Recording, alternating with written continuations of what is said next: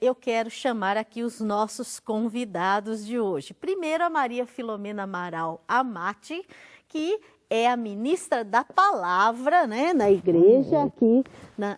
Mas hoje a Filomena veio fazer o papel de avó. Né, Filomena? Por favor, Filomena.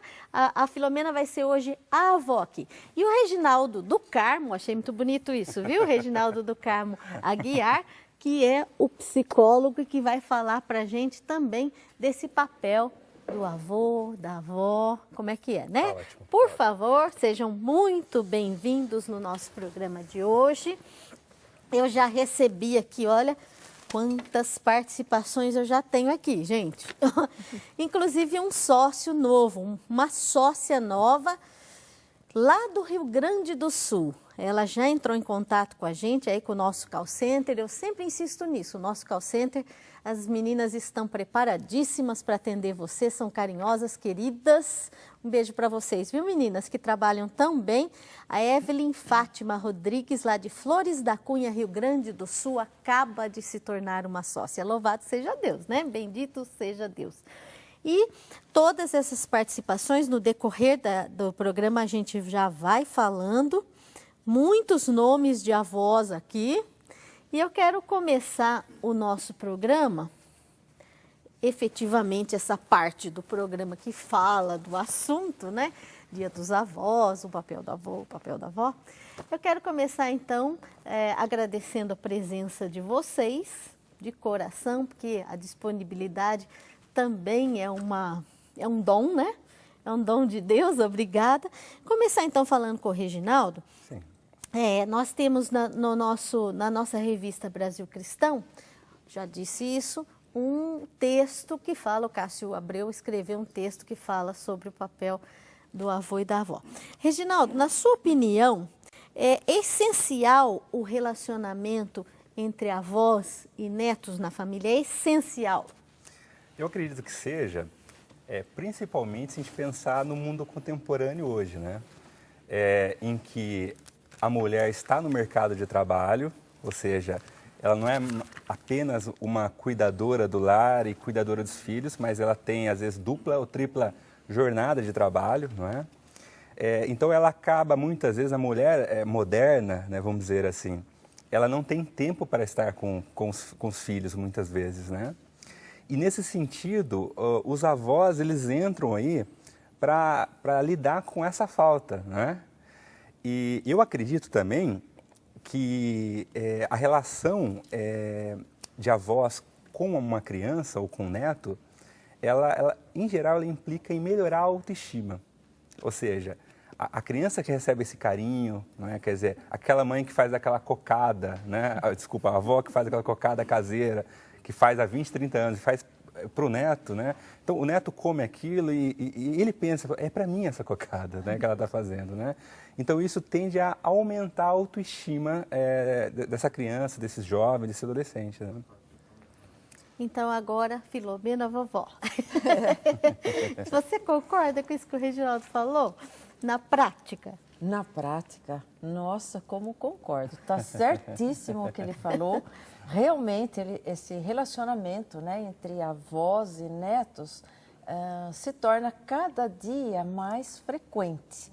Porque, como você disse, né, as mães trabalham, os pais trabalham. Então, os avós, no caso, eu e os outros avós todos, cuidam das crianças e tem mais, assim, aquela proximidade com a criança. E cada vez mais os avós, né, assim, amam essas crianças que estão junto, que estão crescendo, que estão, assim, fazendo a alegria da casa da gente.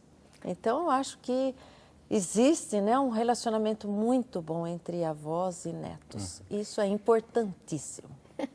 Porque o pessoal fala assim, eu já ouvi muito essa frase assim, e os avós estragam os netos, né? A gente vê que eles são mais complacentes, eles são mais mimadores, assim, dos netinhos.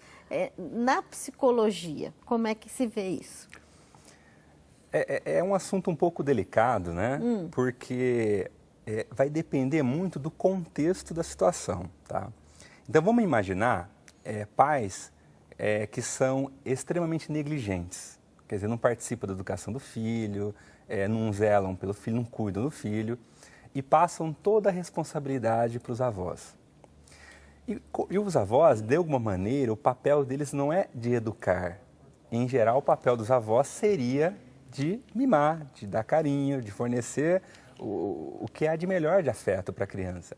Porque então, já fizeram o seu papel de educadores. Exatamente. Né? Então, nesse contexto, se você pega avós que são permissivos, deixam a criança fazer o que quer, mimam o tempo inteiro, você, na verdade, vai construir um monstrinho, provavelmente. Tá?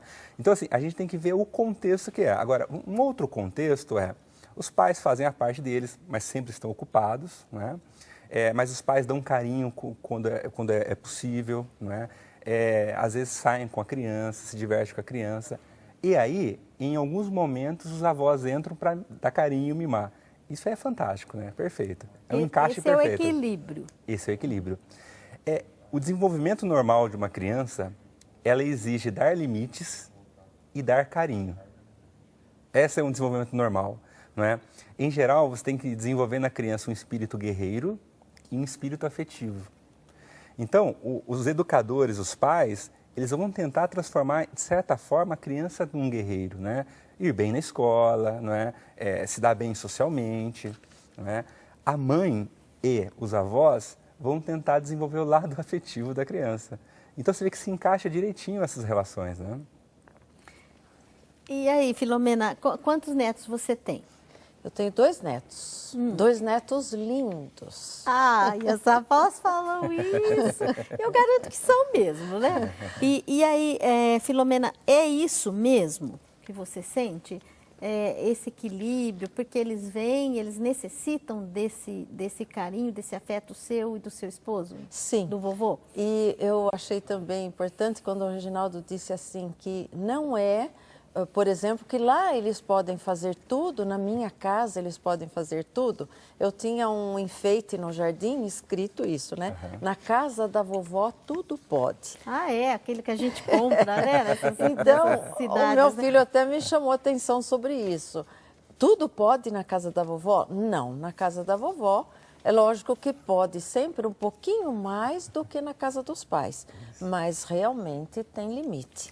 E a gente tem que, acho que esse diálogo com os pais é muito importante, para que eles saibam, né, até que ponto eu posso ir caminhando com aquelas crianças, com aqueles, hoje os meus são adolescentes, e até que ponto eu não posso, que eu já estou, né, passando do meu limite. Então, eu acho que isso é muito importante e é bom quando tem realmente esse diálogo avós e pais.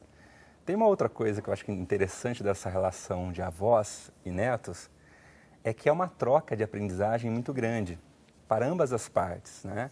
É muito interessante você ver pessoas de 65, 70 anos querendo usar a internet.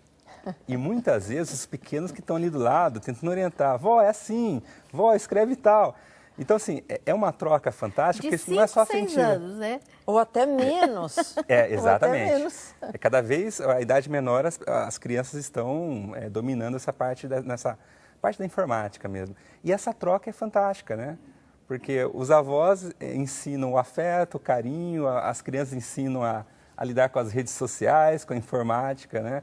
Com o celular. Isso mesmo. E depois do intervalo, a gente vai ver o que mais que os avós podem contribuir na história dos netos. Não é só esse afeto, né? Tem muito mais, não é?